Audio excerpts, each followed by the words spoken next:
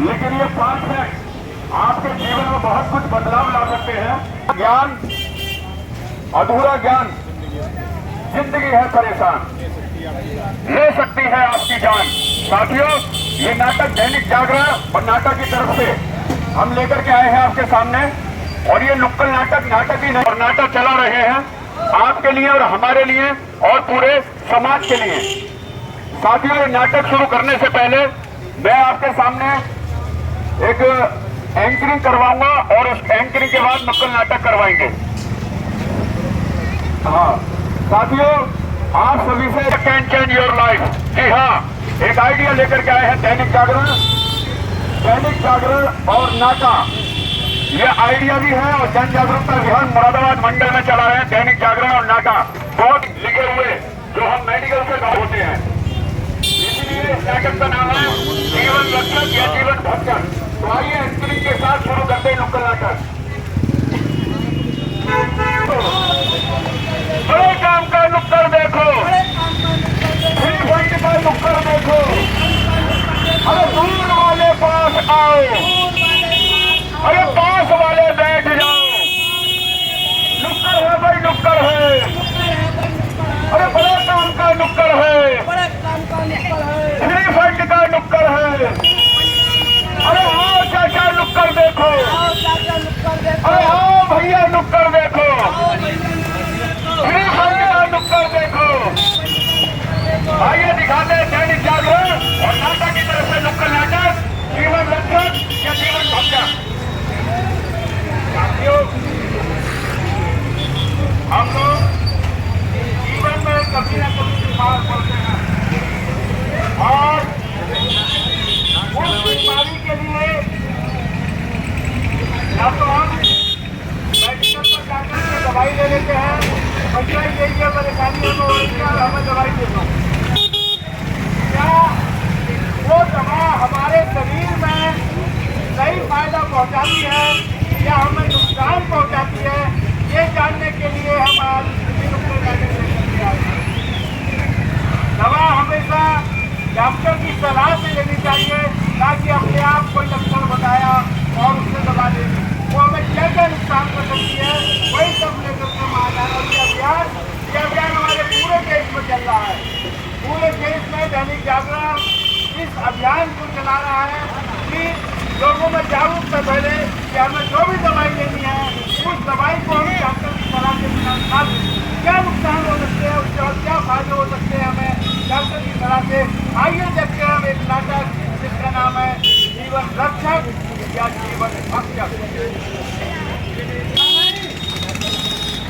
है कि नहीं है कुछ?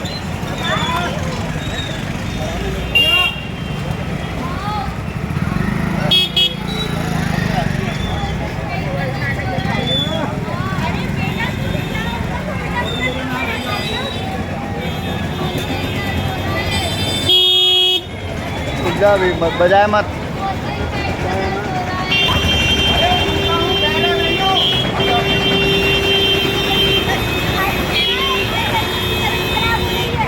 नहीं हो सकती, मैं महके चले जाऊंगी। अरे भैया कपड़े धोने पड़ेंगे, बर्तन मांजने पड़ेंगे। हे भगवान, तुम महके मत जा और मैं इसकी दवाई लेकर आता हूँ। जल्दी जाओ। ठीक है, मैं जा रहा हूँ दवाई लेने। बेटा ठीक हो जाएगा। देखा साथियों, इस परिवार में एक बच्चे के पेट में दर्द हुआ और ये दर्द इतना भयंकर हुआ कि उसका पिता दवा लेने के लिए पहुंचा कहाँ? अपने एक जानने वाले मेडिकल की दुकान पर, और वहां से वो दवा की एक पुड़िया लेकर के आता है जिसका कोई नाम नहीं होता है। दवा की पुड़िया होती है कि भाई एक दवा खाना, और उस दवा की पुड़िया को ला करके घर में बच्चे को खिलाता है। देखते हैं आगे होता क्या है। अरे लो लो लो लो भैया लो, एक पुड़िया है, जादुई पुड़िया, इसे खिलाओ और लल्ला अपना ठीक हो जाएगा। ये लो। तुमसे काम वाम कुछ होता है कि नहीं? जाकर एक गिलास पानी भी ले आते। यार पानी भी मैं ही लेके आऊंगा। ऐसा लगता है ये मेरा अकेले का, तुम्हारा भी एक में हिस्सा। लो पानी भी लेके आता हूँ। लो पानी लो, खिला दो। ये दवाई से असर तो हो जाएगा ना? अरे हो जाएगा, मेरे दोस्त के बेटे का मेडिकल है। और मेडिकल से कई बार मैं दवाई लाया हूँ, मैं भी ठीक हुआ हूँ। अच्छा अगर इस दवाई से कुछ नुकसान हुआ ना मैं बता रही हूँ। अरे यार तुम मत किया करो, बात बात पे हो जाएगा ठीक। बेटा दर्द कैसा है? देखा, हाँ जादुई पुड़िया, एक ही पुड़िया में ठीक। अब भैया मस्ती का मूड आता है। यार दीवाना होता है, मस्ताना होता है, हर खुशी से हर गम से बेगाना होता है। हमें अब क्या हुआ? कहाँ से दवाई लेकर आए हो? मेडिकल से लेकर आया हूँ अपनी दोस्त के। उसके कितने तुम्हें समझ नहीं आ रहा? दोनों माँ बेटे ने जान खा लिए, एक पुड़िया तक ठीक न हुआ और कितनी पुड़िया खाएगा भैया? बता रही हूँ कहाँ से दवाई लाए थे? अरे मेडिकल से लाया हूँ अपने दोस्त के, भाग्यवान। तुम्हारे अंदर दिमाग है। आज इसमें दिमाग की क्या बात है? कितनी बार डॉक्टर से दवाई लेकर आओ, मैं नहीं जाऊंगी।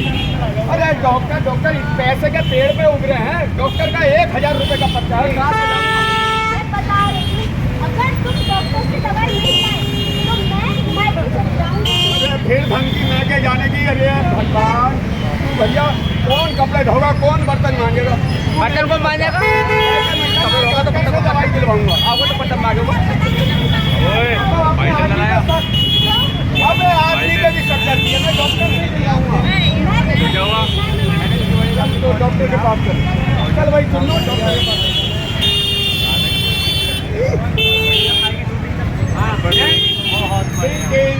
डॉक्टर साहब आइए कमरे में। नमस्ते डॉक्टर साहब। नमस्ते। हाँ नमस्ते नमस्ते। हाँ क्या हुआ?